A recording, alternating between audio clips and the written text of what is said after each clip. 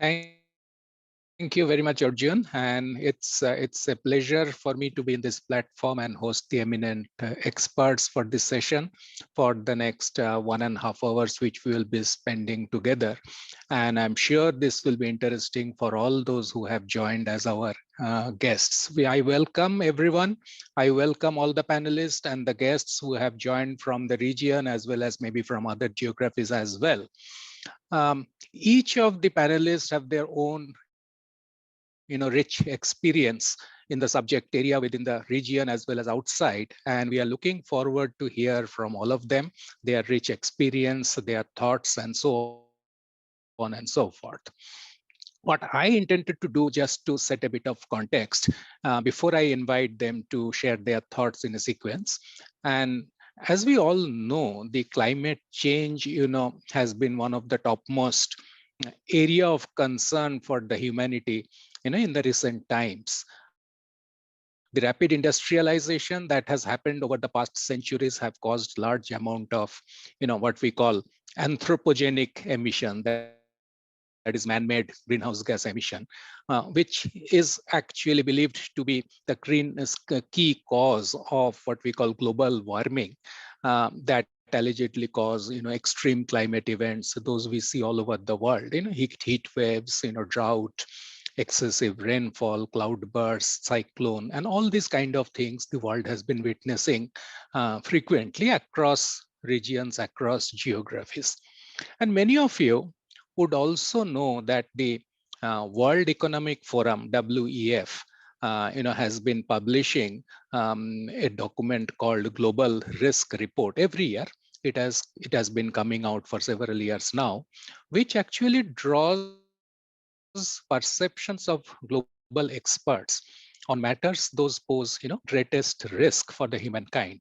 And in the last several years, environmental and social risks have consistently been among the top of the list. And in the last 2-3 years, it is the climate risk which has actually been at the absolute top for several 2-3 years now.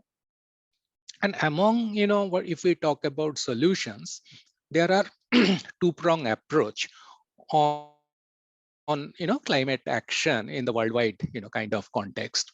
One is what we call mitigation, how to reduce the emission, and that means taking actions which will cause less and less emission while the economic development and progress keeps on happening for the world. But no matter how much efforts we make, we perhaps cannot just make it zero. There will be some residual emission. And therefore, to tackle that, the second approach, what we talk about is, we call it adaptation.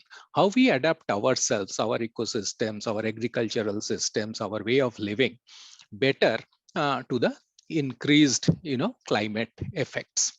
So today's topic for this webinar, we will be covering more of the mitigation. There have been a global forum, as many of you know, which is called UNFCCC, United Nations Framework Convention for Climate Change, where the world leaders and policymakers have been deliberating on climate action for decades to find a solution. And incidentally, UNFCCC's flagship annual event, which is called the Conference of Parties, the 28th edition, the COP28, is expected to will be held in UAE later this year. And therefore, it is also very significant for this region, for the organizations in the region to understand the significance of mitigation actions, as well as creating their own strategies, action plans, which will be aligned to the global and the regional initiatives that has been taking place over decades.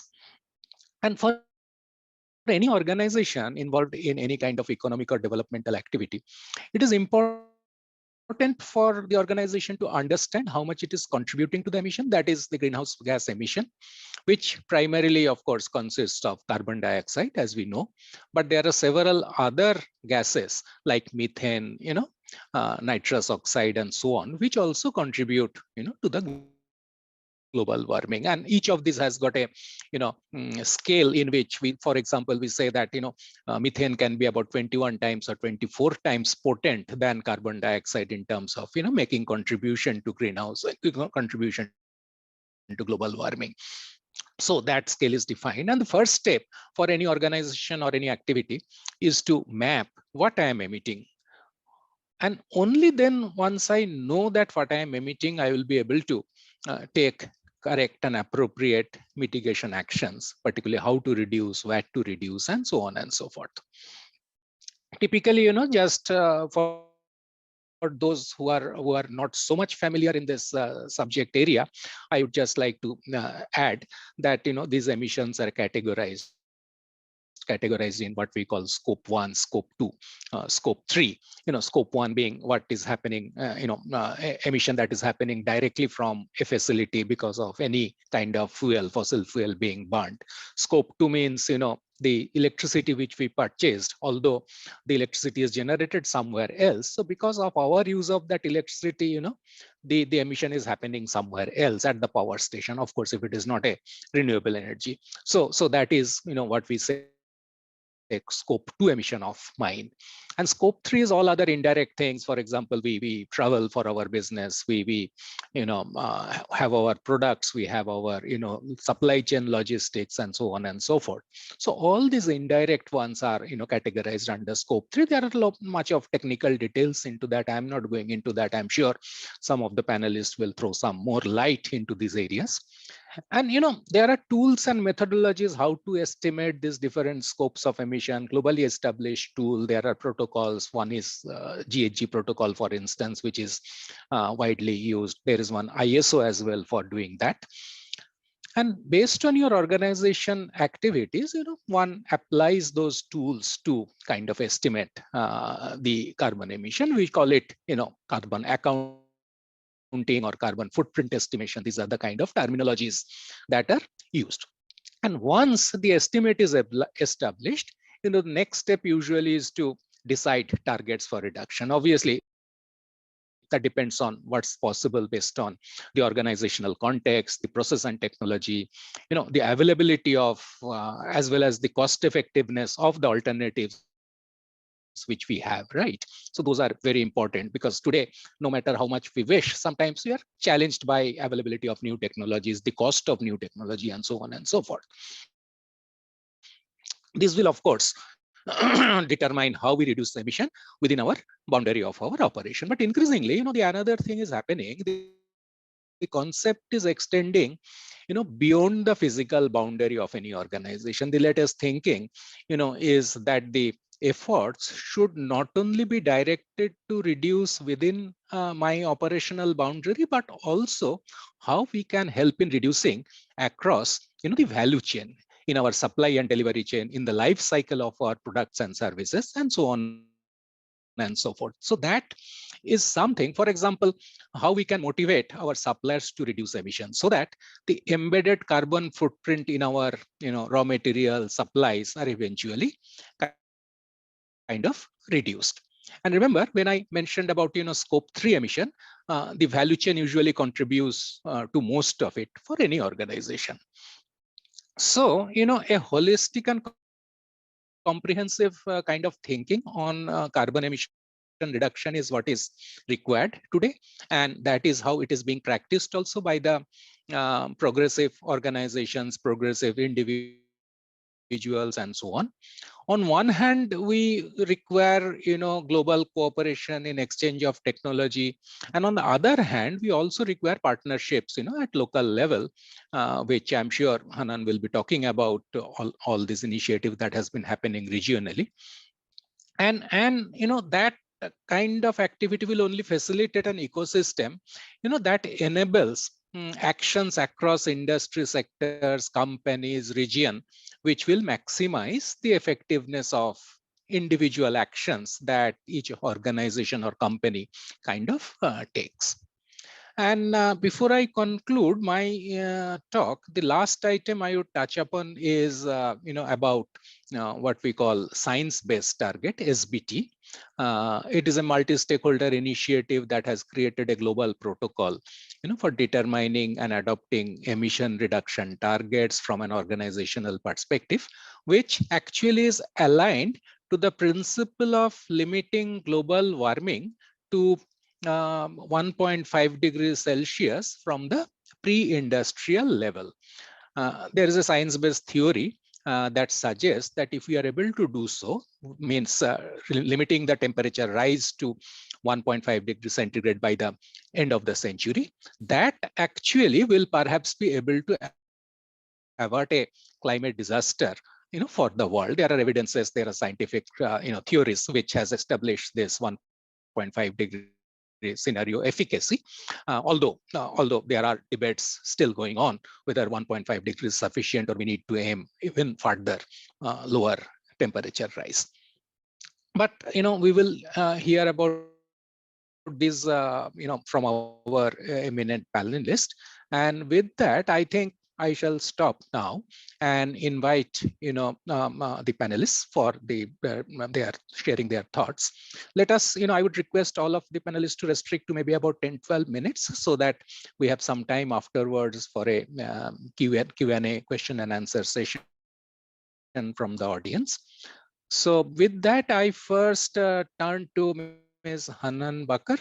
In the context of UAE, especially the COP28 being held in the country later this year, maybe you can elaborate a bit on how you think organizational response from private sector on carbon accounting, climate action are having greater emphasis compared to the past. What are the kind of reactions you are receiving through your interaction with organization and government representatives? Over to you, Hanan. Thank you so much, Dipankar, and Sabah al-Khair, and good morning, everyone. First of all, I'd like that you have set out the scene, Dipankar, in terms of the COP, and I would like as well to stress how COP is very important to us in the UAE, and we were privileged to have two Middle Eastern COPs last year in COP27 Sharm el-Sheikh, this year in the UAE. So this is really a great momentum, particularly for the UAE, Middle East, North African, GCC businesses to be part of this global climate actions. We've been having a lot of interaction from the private sector perspective, and we hear a lot of feedback that sometimes COP is not for me. How can we be on the global climate action? Why this is good for the business? So I believe as well there is a lot of awareness needs to be done, and we cannot rely on government all the time to be providing this awareness. There has to be a type of self-consciousness and responsibility, whether it comes from public organizations, quasi-government, private sector, SMEs, consumer preferences. Everyone is really involved in this value chain. Of course, academia, very important in terms of scientists and the technology and the know-how, which is crucial for this transition. So I want to stress as well that COP is not a commercial exhibition. This is shapes these conferences or these parties. There are 197 countries plus the EU who has signed for the UNFCCC. This is purely climate action policy, involves politicians. In the past, it was restricted to the government's negotiations and agreements. Today, it has been more openly to the private and the business, having the importance of the private sector. Now you see a company like Apple, their GDP net worth is even more than Italy and Canada. Facebook net worth is more than 150 countries. So they are really, really powerful. And the alliances across these countries as well shapes these climate policies. So you see all of the net zero alliances or the fancy one that happens globally. It started with CEOs speaking to each other on common interest in terms of their businesses, and they came out with a set of pledges and commitments. So we urge all the private sector, if you haven't started your transition roadmap, to be starting today. I think Dipankar as well gave you a flavor on what emissions mean. It's not just carbon dioxide. Carbon dioxide has been the rock star because it's been famous, being mentioned all over the news Methane could be much more dangerous to the environment than carbon dioxide. So you have to look around the greenhouse gas emissions in totality, not just the carbon dioxide. And it's not just emissions. Again, it depends on what area your business is operating in across the whole value chain. Recycling is very important because we don't have a substitution for plastic today, right? So if we don't change the behavior of recycling of plastic and single usage, we don't have an alternative today. You see all of these dumping of plastic and blocking the rivers and going to the marine life. It's not about finding an alternative to plastic. Wood or paper will not be alternative to plastic as of today. They are not as efficient. It's the behavior, how the governments are subsidizing the private sector in order to build up the logistics, find the infrastructure that doesn't eat up the margins in order to do this recycling, create circular economies, how we don't waste more from nature, whether it's not just plastic. I don't want to limit the conversation to plastic, but any material that you're using today, and you have to find yourself within the value chain. So it could be your end product is the scope one or two for the other business or for the other company, for the consumer as well. So there is a huge education and awareness happening and responsibility across the value chain. I want to stress as well that at COP, we do have our own matrices. We're not accepting companies who hasn't been starting their transition roadmap or have clear science-based targets. Giving a piece of paper saying, I have net zero commitment by 2030 to pass through COP, and having it a platform to advertise for your company or branding, that's not allowed. That's not allowed. Greenwashing is not allowed. I'm telling you today that it will come your way very strict transparency and accountability frameworks that will be set on the businesses. I don't want to be threatening, but again, you need as well to understand the risks of not calculating your emissions today. And by the way, this is for the sustainability and continuity of your business.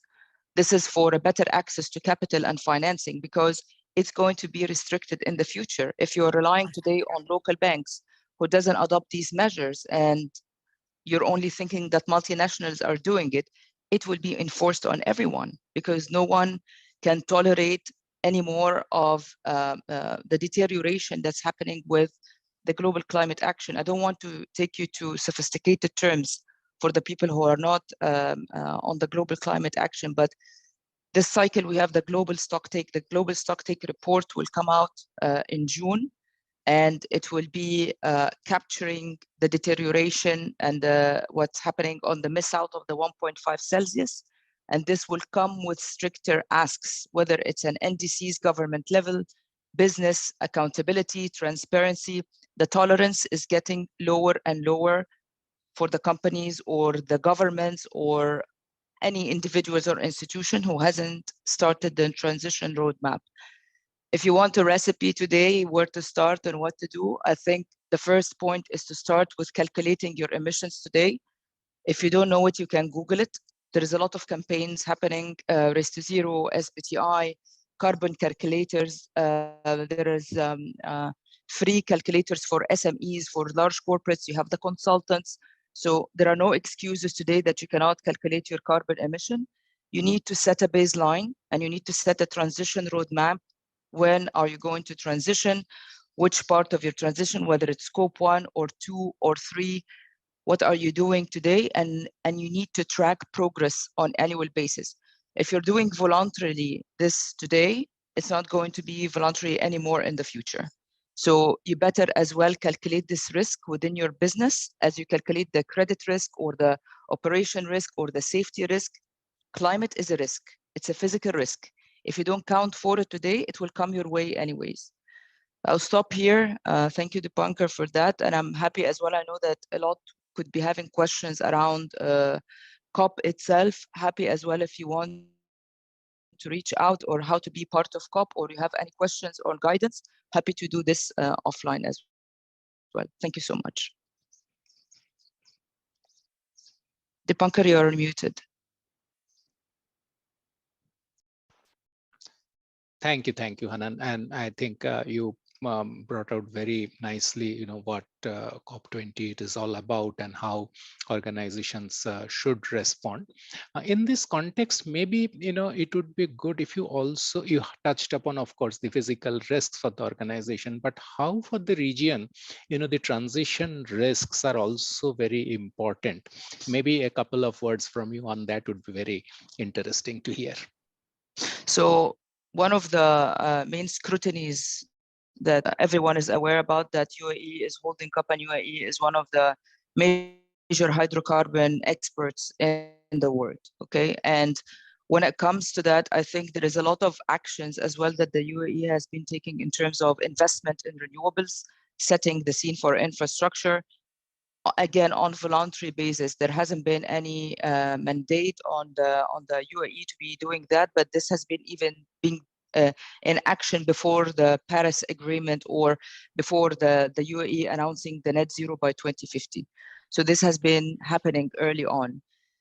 One of the things that we're advocating, the role of the hard to abate sector and the oil and gas. There are a number of companies that has been advancing others. And I would say, for example, IOCs or multinationals, in terms of the technology that they have, the clean tech technology, and particularly the European countries having the pressure from the EU Commission in doing that. Perhaps or a lot of the companies over here, they are lagging behind, but they have the power again in order to start this transition. Start looking what you can do in terms of energy efficiency today, how you can transition your company by investing more in renewables. Like a lot of the oil and gas companies are rebranding themselves to be energy companies today, not just oil and gas. What does it mean that they are energy? Energy means that they are investing in renewables, they are investing in hydrogen, CCU technology or CCUS technology. So it's not just about cutting the oil and gas today.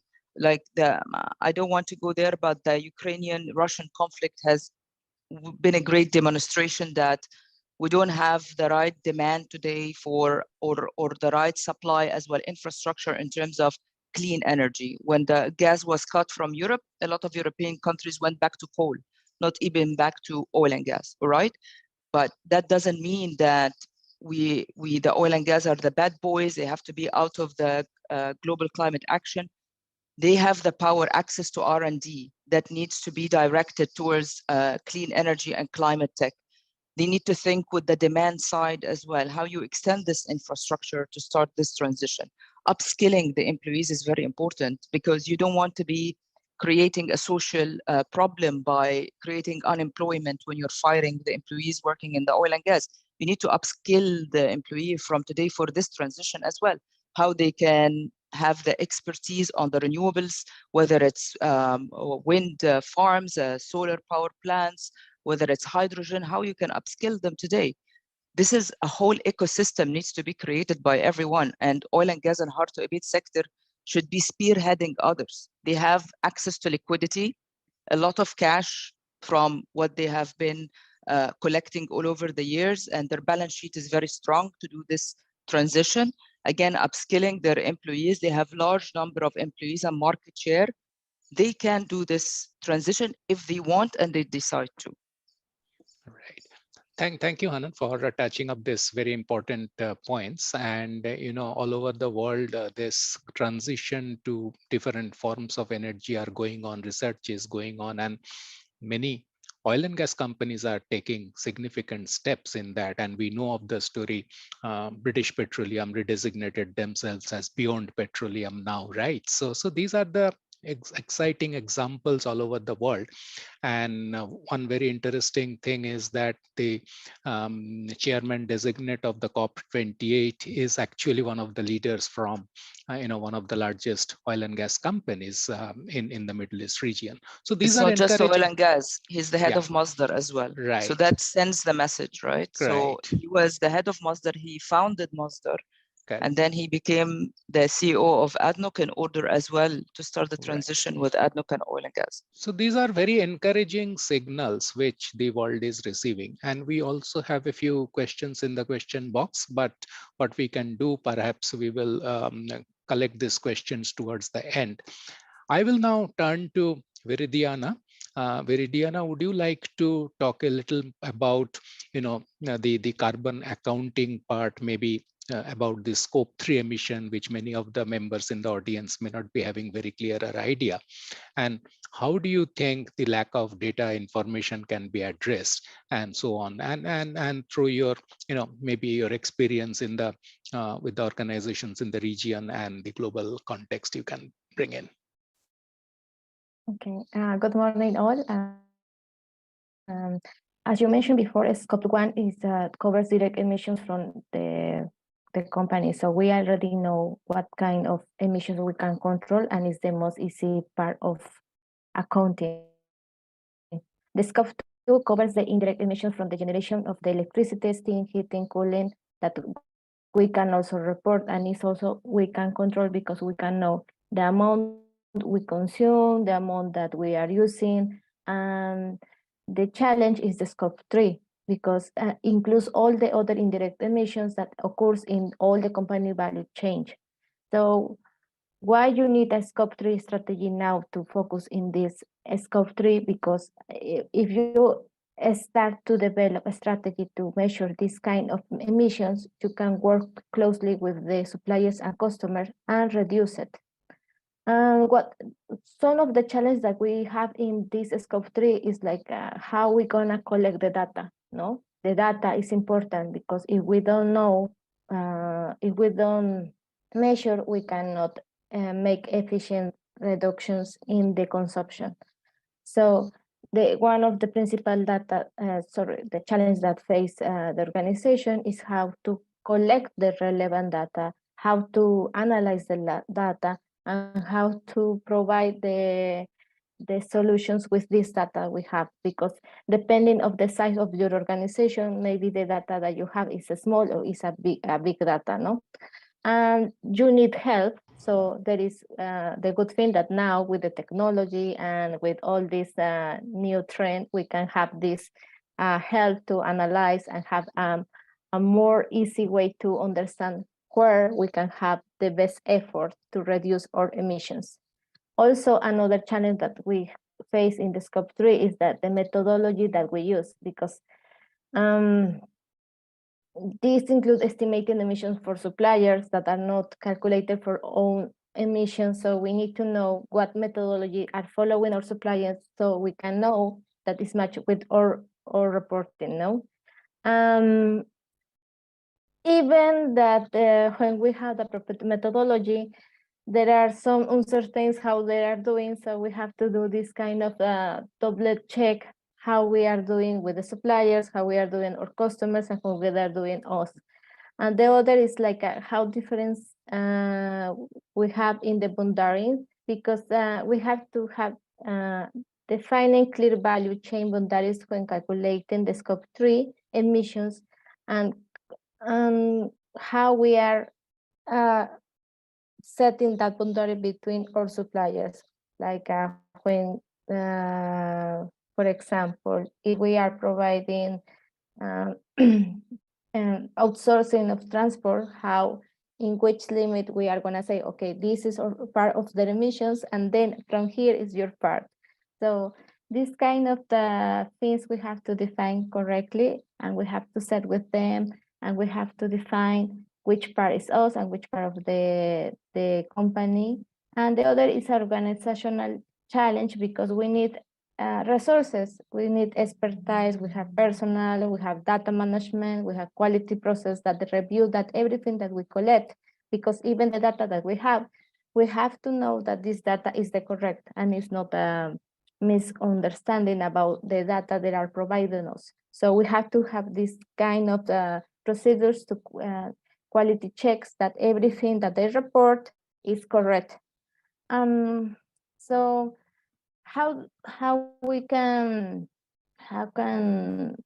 this lack of data information can be addressed? Well, I feel that, as I mentioned before, a business can not manage if we cannot measure. So we need to start with the basic, that is, if organization start to count and measure everything that we have, Scope 1, Scope 2, and then the Scope 3. And depending of the size, because it will depend of the size of the company, what kind of software we're gonna need, because maybe the size of the company is SME, so it's easy to know what kind of the data we have. But the biggest challenge is when we have a lot of suppliers, different companies, different they're coming from different countries, and we have different products, different services. So this kind of the collecting data for each type of service, each type of product that we have through all the value chain is we need someone that review every entry of data and also every exit, no?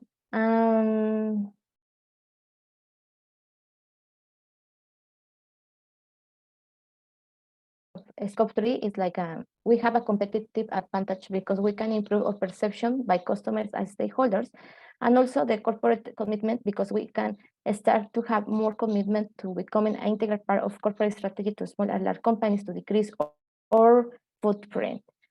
And also this kind of change, we have more interest of the investors, because when a company start to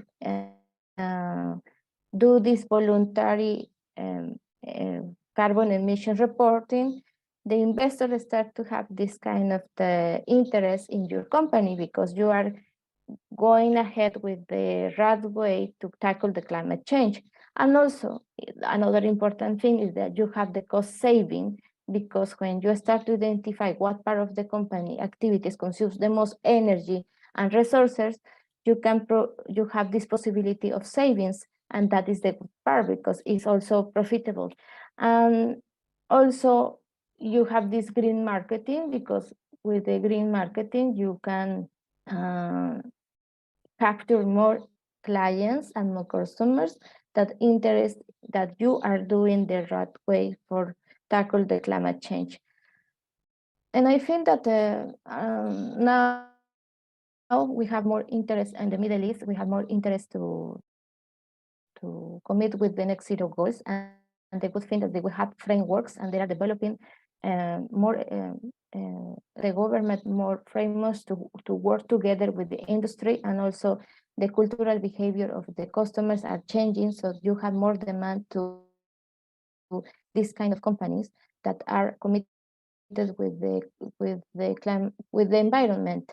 And in this side of the Middle East, you see more that in Latin America now we have a change of mindset depending of the president that we have. Sometimes if they are more focused in the oil and gas, so in not in tackle the climate change, you have this kind of the difference in between what is happening in Latin America, that this kind of emissions, the companies there are not interested, because it's not aligned with the mindset of the government. But here in the Middle East, you see that most of the companies, they have the frameworks, they have the possibilities, there are a lot of workshops, they have companies, and is, as I mentioned before, the Dr. Hannah, now it's gonna be something that is not be tolerant. You will not have tolerance for the companies that are not interested to report the emissions into scope 3, scope 2, and scope 1. So I think now we need to report with confidence, and the sustainability report is going to have more strength and weight in the reputation of your company. So it's good that you start to doing now the reporting and knowing what you can reduce, you can measure, and then you can have more experience, and with the help of software and with the help of other companies in the areas that you don't know how to reduce your scope 3, you can get the assessment to do it better.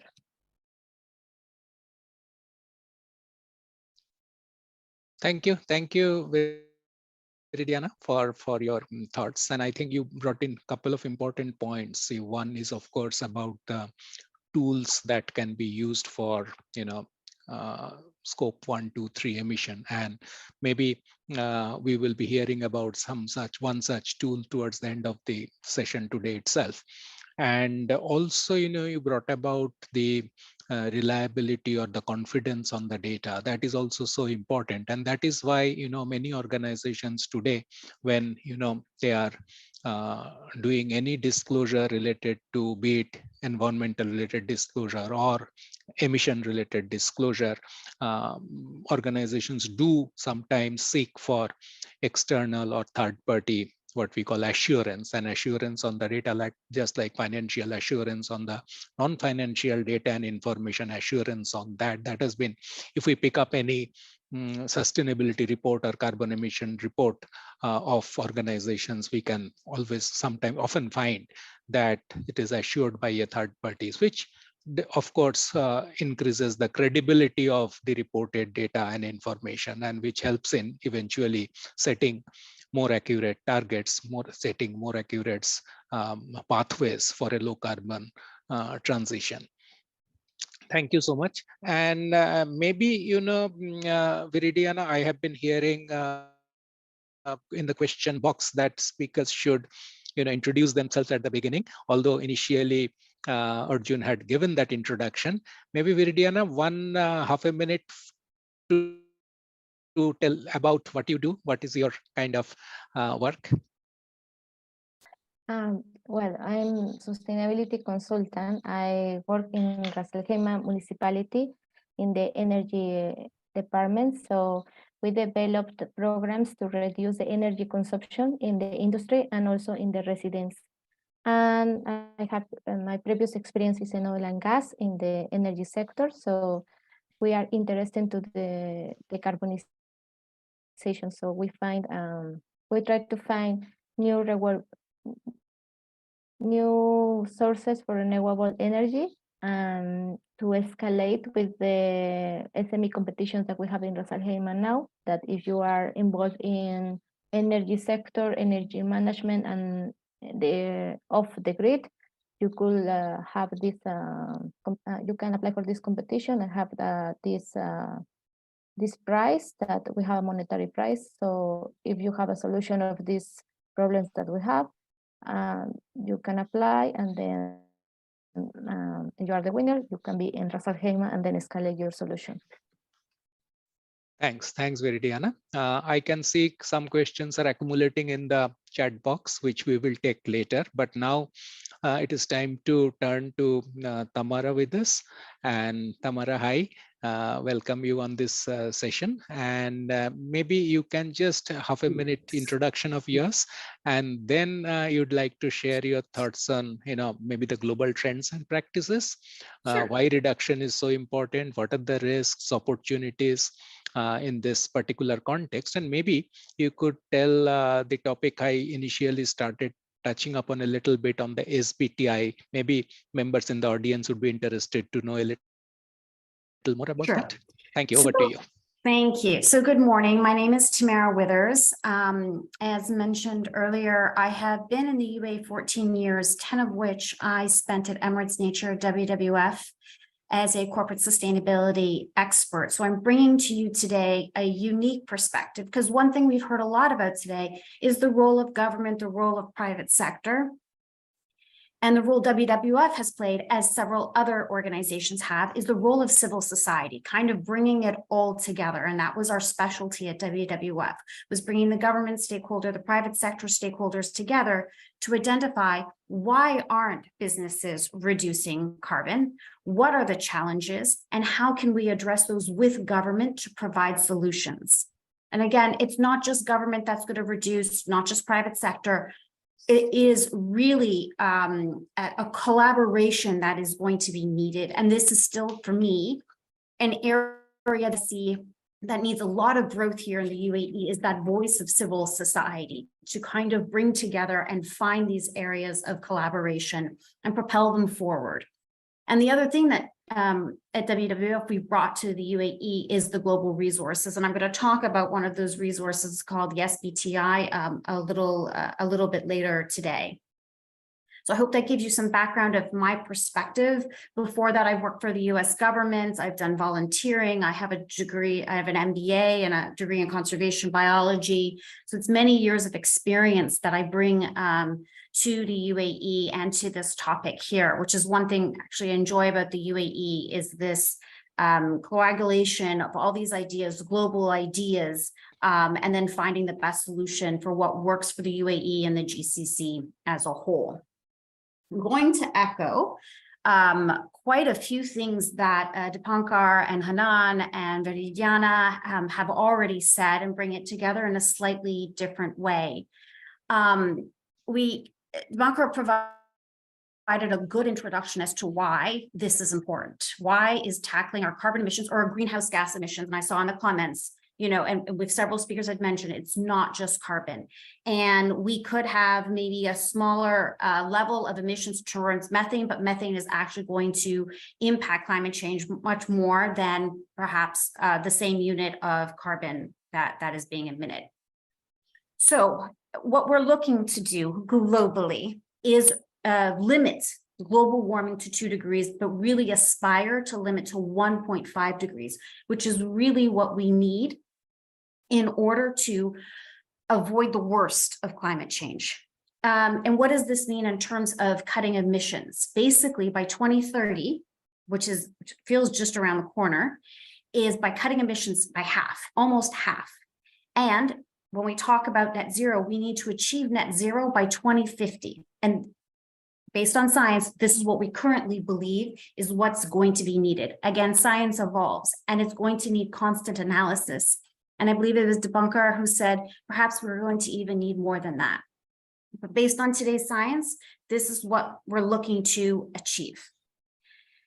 So the private sector, as mentioned by Hanan and Dipankar, is really coming under pressure. In having 10 years of experience here in the UAE, it has been amazing to see the evolution of what private sector has been doing in terms of addressing carbon. It is in continuing to accelerate its efforts. And we still have a long way to go, but there's a lot of positive to focus on here.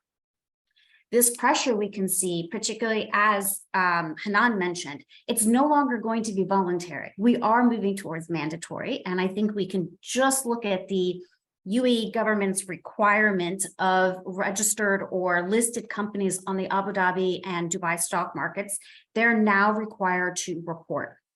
And this is just an indication. This is just the first step of where things are going here in the UAE. And the sooner we begin, the better things will get and the easier it will be for organizations. And I completely echo what the other speakers have said about the availability of resources now that were not available many years ago. And when I'm talking about resources, I mean local resources, working with organizations that understand our unique situation here in the UAE and how we might attempt to tackle it. It's not going to be the same as America or Europe or other parts of Asia.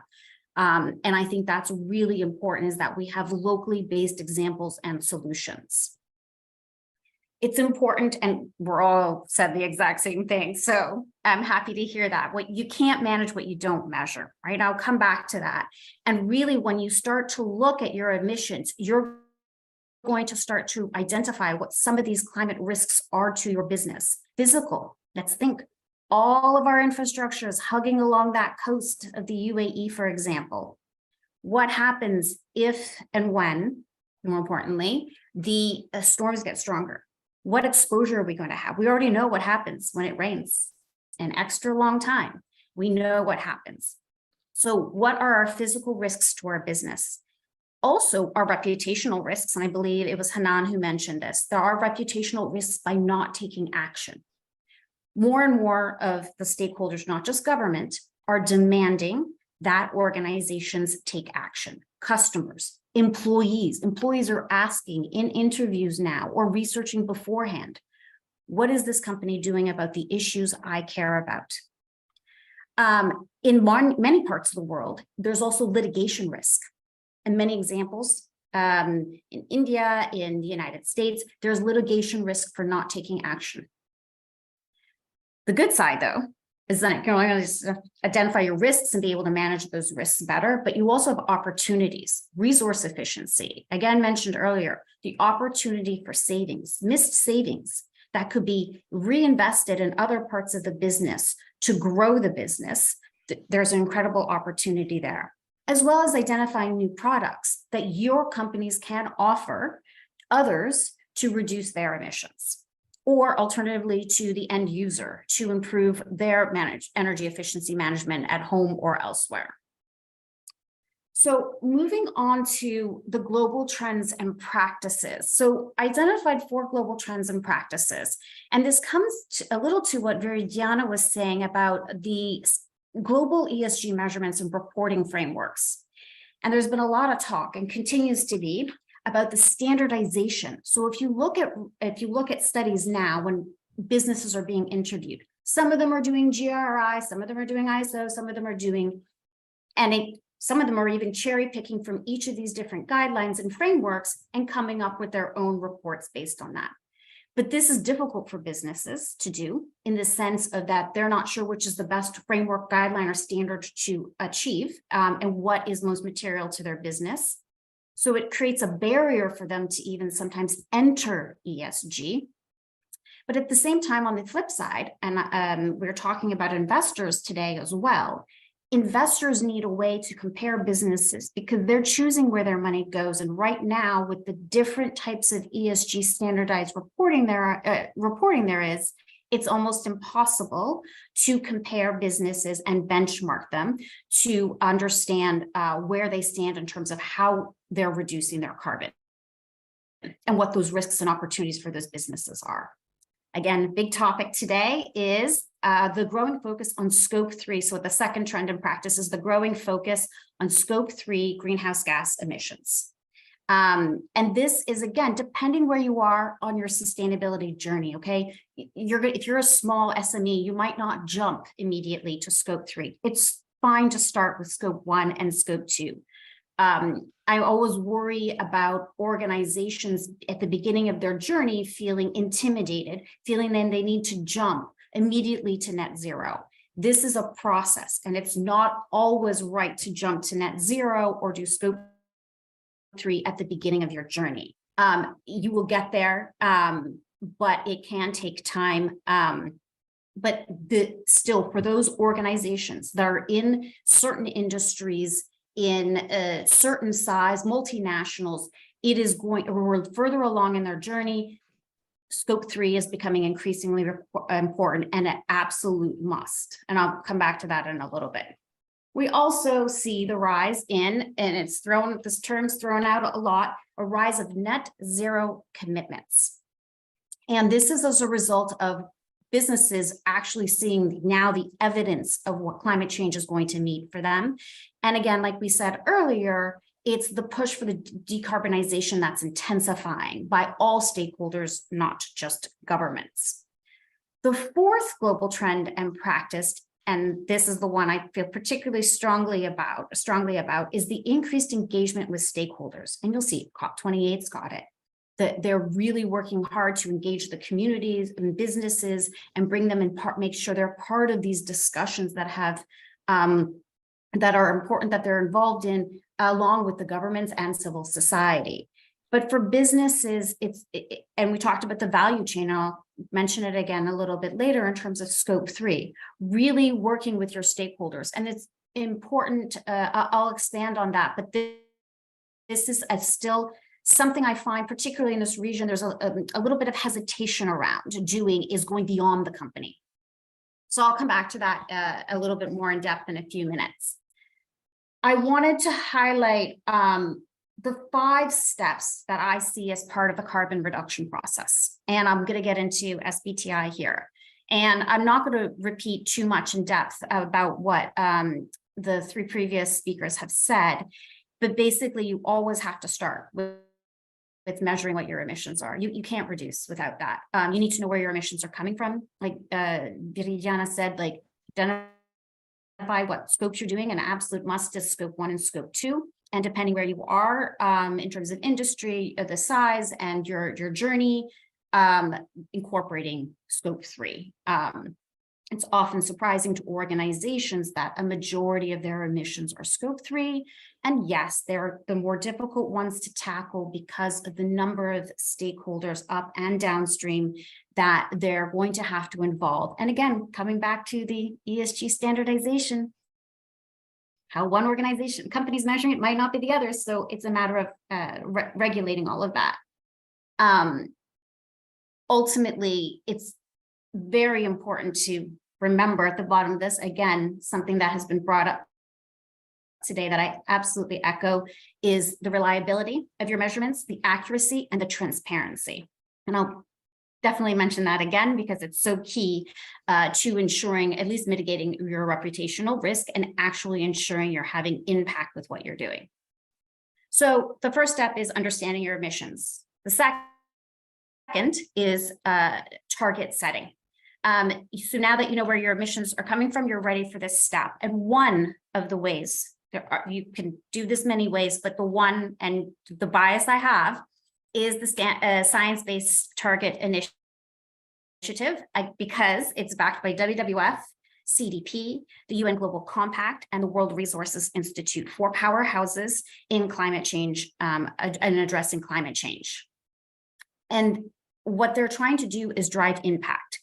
They want to show organizations exactly how much needs to be reduced in terms of greenhouse gases to avoid the worst of climate change. Okay, it's science-based if it's in line with the scale of reduction required to keep global warming below 2 degrees. And they break it down into 2 sets of targets: the near term, which I talked about earlier, which is basically 2030 or the next 5 to 10 years. And this is key. It's not just about your 2050 long-term net zero. The second part is that the long-term net zero 2050. And they're working with organizations all sizes. They at the SMEs have a slightly different streamlined approach just because of their size. It's of less than 500 employees, you'll qualify for the SME approach. But then those businesses that are larger than that are required under SBTI to do 5 things. One of them is a commitment letter signed by the company to setting and achieving the targets.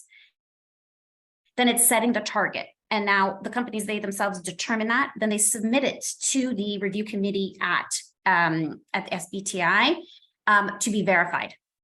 That it truly is in line with the reduction that is needed. So this is how they verify it's science-based. They are then required to communicate this. And this comes back to what I was saying about transparency earlier. They're required to communicate this to their stakeholders. So there needs to be a public commitment about this. But beyond that, there needs to be, and I think we've all talked about this, is the disclosure piece. And disclosure is incredibly important. This is something that is interesting. There's a recent report by APCO about ESG in the GCC. And one of the things they found, sure, there's quite a few companies who are doing ESG reporting, great. But what they're not doing is disclosing. And this lacks transparency. And transparency is something that is very important to make sure that we're moving towards achieving what needs to be done to limit global warming to 2 degrees. So just to recap, understand your emissions. You have to target set. And the last little bit is going to overlap with my last 3 steps in terms of your carbon reduction process. You have to have an implementation plan. And this is where stakeholder management comes in really importantly. It's not just your external stakeholders. You need to back up, and there's 2 sets of internal stakeholders that must be on board. Oftentimes in the companies I work with, usually SMEs or organizations that are on the beginning of their journey, you don't have a chief sustainability officer. This sits in marketing or communications or EHS, and oftentimes not in senior leadership. It's very important that senior leadership have buy-in to that target that is set and the implementation plan to achieve that target. Aside from them, it needs to be pushed out throughout the organization. This is never the responsibility of one group. It is an organizational commitment. And the employee engagement plan is equally as important as shutting off the lights. The the employees across all aspects have an opportunity to contribute and are going to be responsible most likely for helping reduce those greenhouse gas emissions. So that's absolutely imperative. At the same time, looking externally, and depending on the type of organization or business that you have and the products and services, is engaging your employees, or sorry, engaging your customers is what I meant to say, and your supply chain. And this will come back to a little bit more getting into scope 3, but also even addressing scope 1 and 2, it's important that they're engaged and they have communication about what the company is committed to. And the fifth step, which I've already spoken about in terms of SBTI, which also echoes this, is the disclosure piece. It's measuring annually with externally assured organization reviewing your reports. And this is, again, like I said, when we look at ESG in the GCC, this is where a lot of improvement there's a lot of area for improvement in terms of just disclosing. And this has been very frustrating when I first came to the region, and still now, is this transparency piece. We have a lot to learn from each other, and we can't do that unless we're willing to share. And I'd love to flip the impression that disclosure is something negative. And this isn't just for ESG, but I think transparency needs to be encouraged. And I'm glad to see the UAE government taking steps towards that. But this is an area that I see a lot of potential growth in. And then that's all I have to say. Thank you, Tamara, for an excellent sharing of your thoughts. And I think you very rightly pointed out about the risks, but also the cost of inaction, which is so important, and the opportunities which the actions can bring in for the organizations, for the company, and also for the humanity. So that's important. And also I think it is important also to understand that today, if I may just add to what you said, Tamara, that today it is also very important to understand the financial implication of climate change and its effects. And that's why today there is another standard for the benefit of the audience. I would just mention about this TCFD, Task Force on Climate Related Financial Disclosures, which companies are being encouraged to follow this standard to disclose, and specifically the stakeholders, investors are looking at TCFD related disclosures from the companies. And it essentially talks about, it asks you what is your governance process for managing climate change, what is the strategy, what is the risk management matrices, and also the overall matrices and targets for your organization, which organizations may follow SBTI, organizations may follow some other principles, but disclosure, transparent disclosure around that, how you are perceiving the risk, what are the opportunities you are seeing. So this is something all investors are, when they are putting money into any organizations, they are asking these questions, and therefore the significance of this TCFD based reporting has been very, very prominent in the last couple of years. Today, a lot of companies do use this framework to disclose, and I think this will go on increasing over the years. Right. Thanks. With this, maybe I will turn to our next panelist, Karim. Karim, you come from real estate sector, so maybe you can throw some lights. And real estate sector has always been, particularly in this region, UAE and the Middle East region, has been looked upon as one of the major contributors to emission, unless of course some of the companies are really turning to renewable energy. But in general, this is a sector that contributes significantly. So how this sector responding to climate action, we would very much like to hear your thoughts and your experience, and how it can be a part of the solution. To be very frank, that is important to hear. And maybe Karim, you can start with a half-a-minute introduction of yourself and then proceed on to the topic. Thank you. Thank you so much, Ankar, for this introduction, and thanks for all of our speakers as well. So my name is Karim Al-Nabawi. I'm a senior sustainability manager in Roshan Real Estate, and I'm leading the sustainable development for buildings within the sustainability department of Roshan. So during my career, I was focused more on the design and construction of assets and master plans. And actually, what caught my attention in this discussion is that we're tackling the same subject, but from different perspectives. And that's very important for all of us to hear the different opinions and different views. Um, because for us, I look at it from a project perspective more than the corporate perspective, because it's actually linked together. So whatever targets are being set by a corporate, it should be actioned also by all of its assets. And as you mentioned, Dipankar, that the real estate sector is contributing tremendously towards the increase of greenhouse gas emissions. And when you look further into this, you can see that scope 3 is the major contributor. When you dig further and check what's actually driving this, you can see that the big elephant in the room is the concrete and steel, which actually is a big issue and a big problem for us, because everywhere when you look around, you will see concrete everywhere. And solutions needs to take place to be able to tackle this issue. But before speaking about solutions, also Verdiana talked about the challenges that they're facing, because these are the similar challenges that we're facing in terms of calculating and measuring our carbon emissions.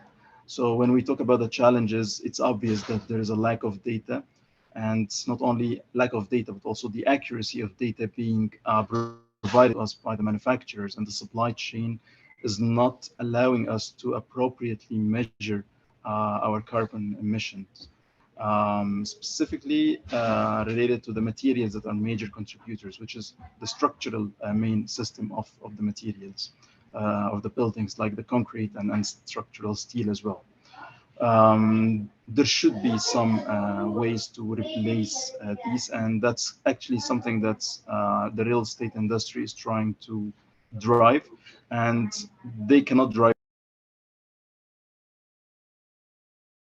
Karim, I think you went on silent mode. Sorry, so I was unmuted. No. So I was talking about the supply chain and how they are actually need to provide more accurate data to be able to measure appropriately the emissions for all of our assets. And this is something that will contribute towards the embodied carbon and how we can tackle this.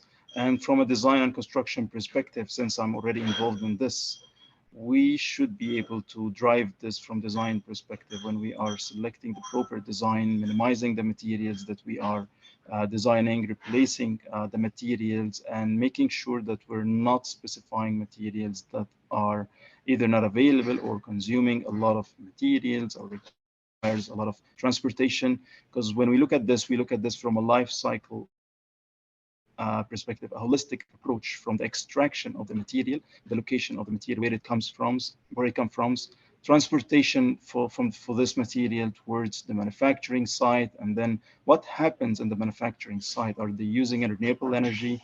Are they just relying on the conventional grid energy where it's just fossil fuel again? And what's actually happening after this? Are they sending this to another manufacturer, or they're just sending this directly to our project site? And again, it goes to the site, and then this from A1 to A5 is the major greenhouse gas emissions emitted. And this is the problem that we're facing and the main challenge. So it's important to think about it this way from buildings perspective. And then this should be aligned to what the corporate or what the organization is trying to achieve.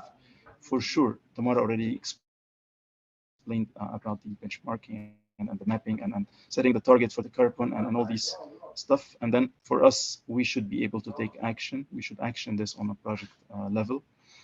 That's related to the carbon, but also there are so many other things that's also impacting the real estate sector.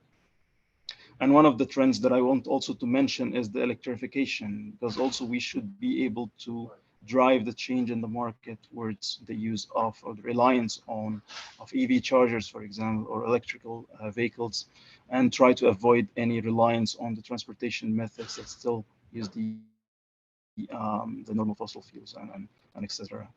Also, there is also the climate resilience, which is also impacting businesses and impacting the credibility of each organization. And again, I'm looking at this from a project perspective, where we have to investigate further how we can quantify and measure the impacts. And we have so many hazards that we need to be able to identify, we need to be able to also measure, and we have to provide the risks associated with this, what are the mitigations, what are the possible solutions that we can integrate into our buildings and projects and master plans to be able to tackle these issues. Another aspect is the biodiversity, because any development that we are we're trying to actually develop, it's against nature, it's against the environment, unless it's a sustainable development where we're trying to enhance the biodiversity and the ecosystem of each site that we are developing. And that's for sure contributing again to the CO2 emissions that we're trying to tackle here. Talking about some of the solutions that we might have as well when we talk about the normal construction methods, where we're trying to shift away from reliance on concrete, and we're trying to find modern MMCs or modern methods of construction, where we're trying to reduce in the real estate sector the amount of concrete used. We're trying also to avoid using structural steel if we can, that there should be some also other alternatives that are being part of the innovation practices in the market, and there is a lot of research about it. So that's just an overall view on the subject. And back to you, Dipankar. Thank you, Karim, for this sector has been in the spotlight, and you touched upon quite a few interesting things. And of course, not only for this sector, but for many other sectors, as I said initially as well, the scope 3 is actually very, very significant. Many operations themselves may not be so carbon intensive, but what is coming in the supply chain sometimes become so important. And that is why today there is a great focus, emphasized focus on, scope 3 emission. So I think, Gokul, should we Yes. go for... before we jump in and have Martin to do his presentation, might we will just answer a couple of questions, and then we can take the rest of the questions after his presentation.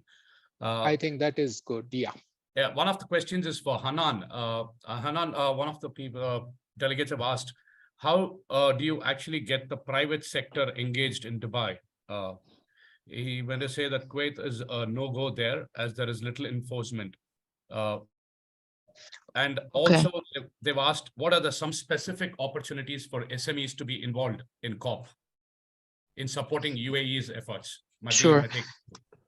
Sure. So the first question around the interaction of COP, first of all, that we need to realize that this is a UNFCCC type of engagement, and hence if you don't have a transition roadmap, you're not reached a zero member, or have equitable action. Equitable action means you don't have science-based targets, or you haven't started your transition already, you don't have a place in COP. So again, this is not commercial branding or marketing type of event. So this is first the matrix to be joining COP, and this is all across, whether you want to have a booth in COP or you have even a slot to speak in that event.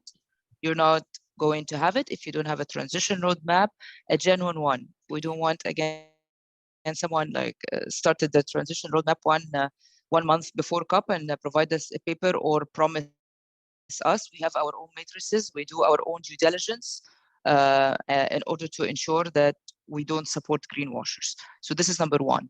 Number two, how to engage with us. There are two ways. There are people who are just interested at an event at COP itself. So we have our own sponsorship and events team that we can refer these companies to them, and they have their own sponsorship packages.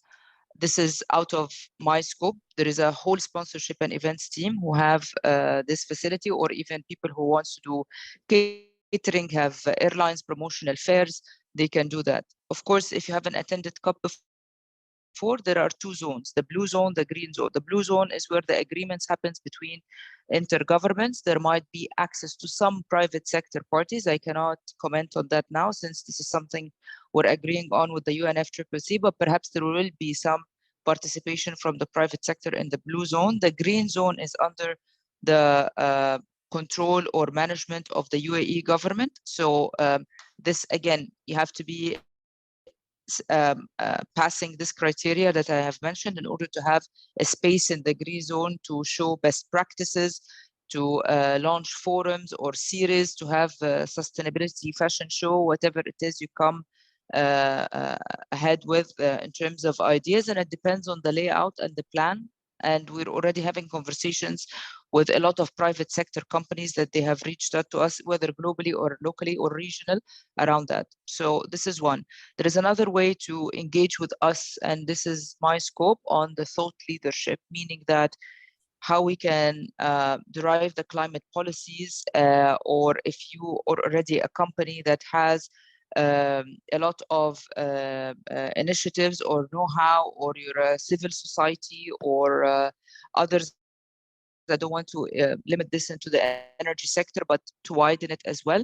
And you want to be, for example, joining one of the alliances that are the presidency running, or you want to explore how you're a global company, you want to explore how to join alliances in the UAE, or what to be done, we're happy to help with that as well. The SMEs, we're going to have a huge program for them, but I cannot talk about it now since it's confidential, but you will be impressed with the program that we are going to be rolling out, hopefully by summer, for SMEs. And it's going to be free of charge to help the SMEs to start the transition roadmap, a serious one, a way for them to track their progress, to be members of the one of prominent campaigns globally. It will be in Arabic for the non-English speakers as well. So the MENA region will not going to have any excuses if they are not English speakers, or access to campaigns, or have guidance, or they don't have the financial capability to be part of it. So that's going to be available by summer. But again, I cannot provide details on this call. There will be a tech and innovation competition as well, because tech and innovation is a huge focus for us. We believe that this is crucial for the transition. We cannot move on without tech and innovation. There will be a number of big presentations for tech and innovation at this COP, and we're relying on the civil society, on even financial and investment parties for putting fund, or again, this is not a funding type of call. We don't provide funds, but others might put together a fund, and that will be available as well for tech and innovation. There could be a competition for tech as well that the presidency office itself will be rolling out. So that when it comes to SMEs and startups, how to be engaged at COP. Again, there are some SMEs around the world who knows their ways to COP, because they have been advancing their global climate action. So they know how to be part of the green zone, what to be done, but we're happy as well to assist over here if someone wants to speak to our events and sponsorship team. If this is not available on the website, we're happy as well to help and refer them to them.